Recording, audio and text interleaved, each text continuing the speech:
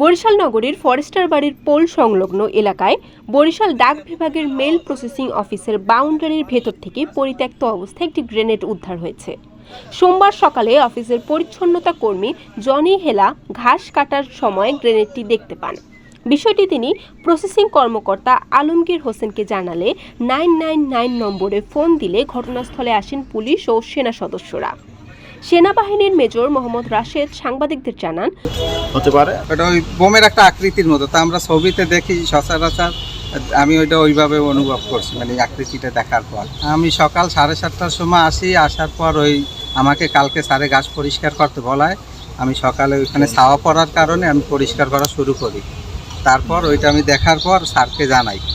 ওটা ওই বোমের একটা আকৃতির মতো, তা আমরা ছবিতে দেখি সচরাচর।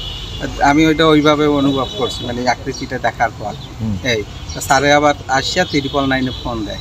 আমাদের সারা রাত্রই কাজ চলে, এখানে মেইলের কাজ সারা রাত্রই চলে। আমরা সকালে খবর পেয়েছি যে ফরেস্টার বাড়ির পোল, এখানে ডাক বিভাগের যে একটা যে অফিস আছে, অফিসের ভিতরে ওয়ালের পাশে একটা গ্রেনেড সদস্য পাওয়া গেছে। একজন ঘাস কাটতে গিয়ে এটা পেয়েছে। তো আমরা সাথে সাথে এখানে আসছি, আমাদের পুলিশও আগেই আসছে, আমি নিজেও এসে দেখলাম।